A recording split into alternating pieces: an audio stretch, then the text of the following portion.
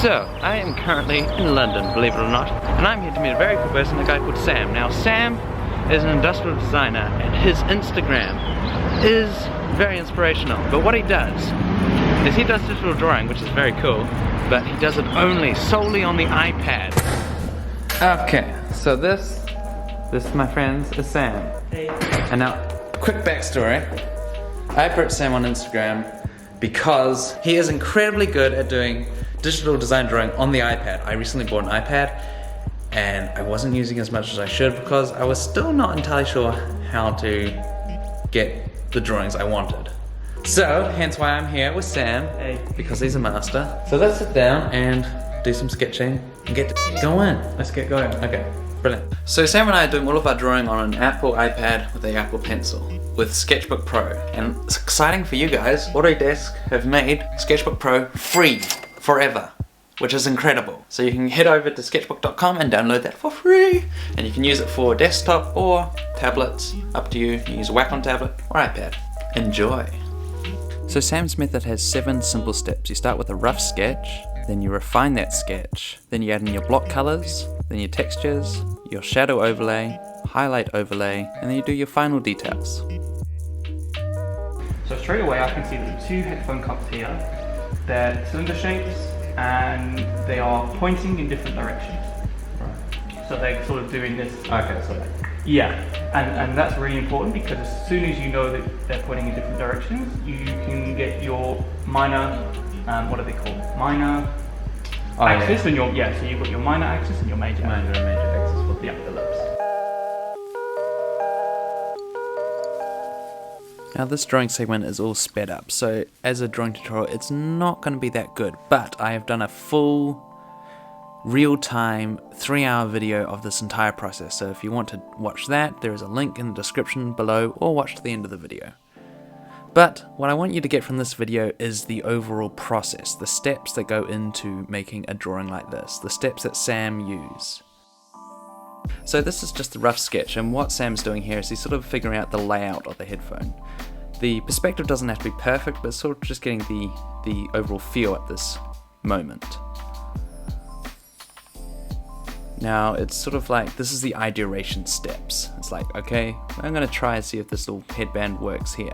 And yeah, now he's added in a line to make sure that it's sort of even all the way out. And sorry, this is very jerky, it's in and out because it's sped up. My apologies.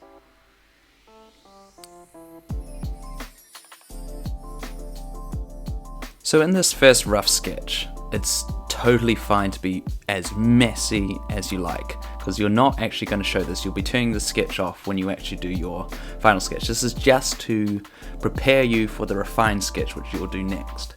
So go crazy at this point, you know, try things out, make things bigger, make things smaller. This is your experimentation point. And now we move into step number 2. We're going to refine the sketch. So we turn the opacity down on our rough sketch. And now this is when we start to really focus on perspective. We put in our perspective lines. Then we put an axis down here so we can line up all of our ellipses. So we put that there, and notice how the next ellipse is still on that line, and that allows us to move across and give it into a 3D sort of shape. Same with the other headphone cup. Now at this point, when you're refining your sketch, you've already done all your ideation, so at this point you're just trying to make it crisp. You want all your nice crisp lines, so use the ruler tools, use the ellipse tools, because they're so freaking easy to use. So for the headband, just do one ellipse and then make it a bit bigger for the outside of the metal wire. And see, this is the beauty of digital drawing, is it allows you to do a rough sketch first and then put it on a new layer. You put your final sketch on, and then you can just turn your rough sketch off when you're done. That's something you can't do with physical sketching, so I really think digital sketching is the future. And if you're not teaching yourself that, you're really going to sorely miss out later on. Alright, so that is the final sketch done. Now we move into color blocking. So for color blocking, what you're doing here is you're just putting in your rough colors.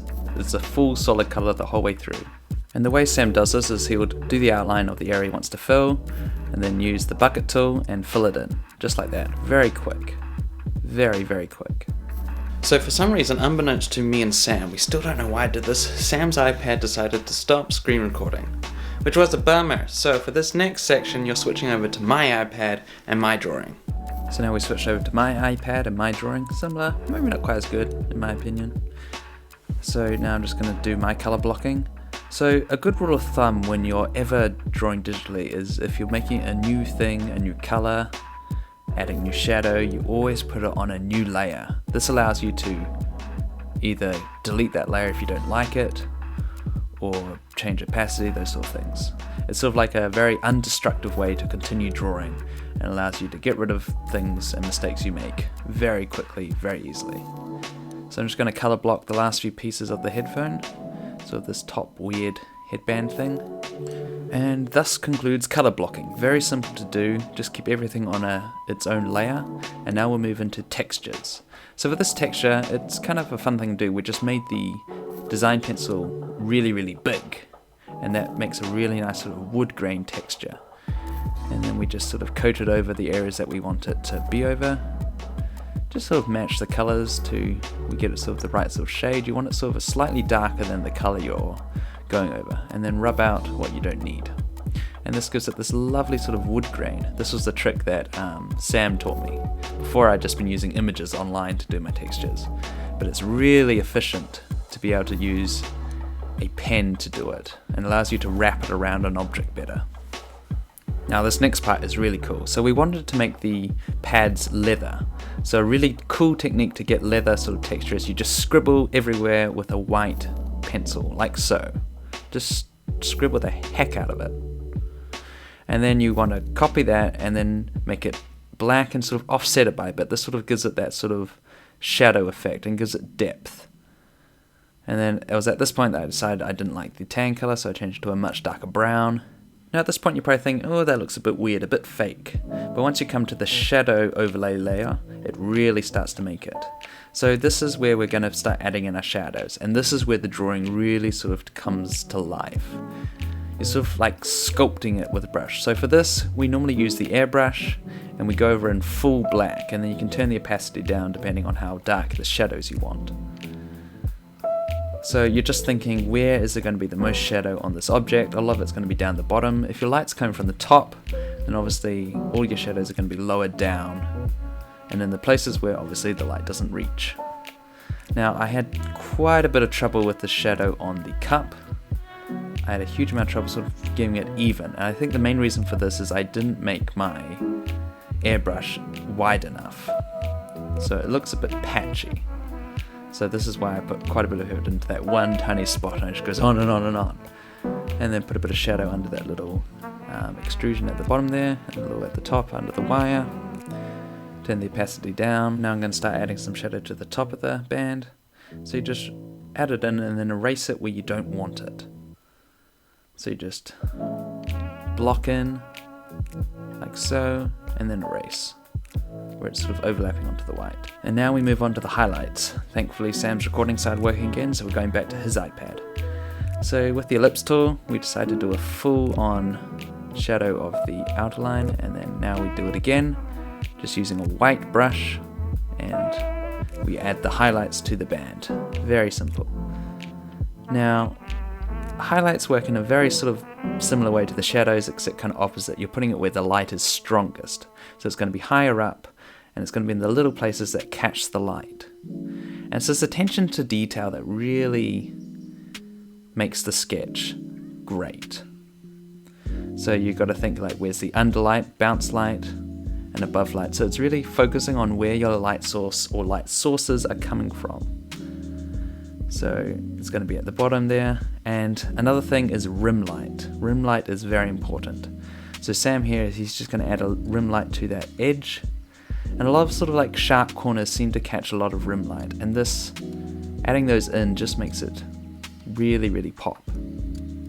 Highlights is probably my favorite part of this whole sketching process. It's sort of like, it's where the sketch really, really comes together.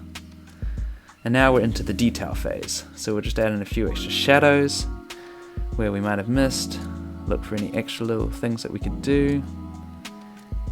And now the final sort of touches, little drop shadow on the ground to make it look like the object is floating. This sort of positions it within the page, really adds to it. And this is something that Sam always does, is he adds little white dots, little highlights. It sort of cartoonifies the whole thing, which I really like.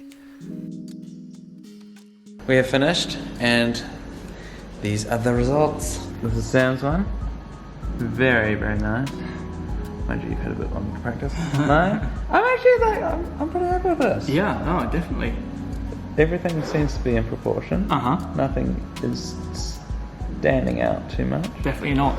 Any critiques? What are we doing? Critiques, let me see. I don't know, because like we said, I've gone for more of a over ear cup. You've gone for more of a smaller cup, which is fine. So the proportions are different, but that's absolutely fine. The only issue that we highlighted before was it was a bit patchy in here with the shadow. Yeah. But we've polished that out quite nicely. Potentially could go a little bit more, but that's fine. Do you know what? I even think I like your the ripples of your leather more than I like mine. Yeah. Yeah. I think it's I think we did good. Job. Good job.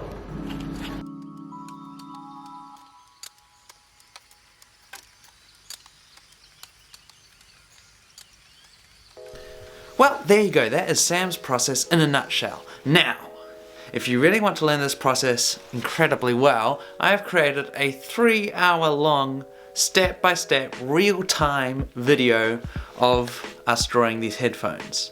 And you can check it out. There's a link to it in the description below.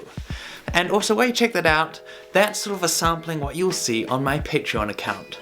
I'm going to be releasing a ton of these sort of long form drawing and CAD tutorials. So if you think you want more of this, then definitely support me on Patreon. Link also in the description. So there we go, guys. I hope you really enjoyed that, and I hope that you'll be able to learn something from that.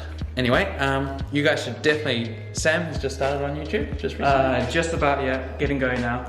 And he is actually posting some really, really good content. Well, obviously it's really good because he's Sam.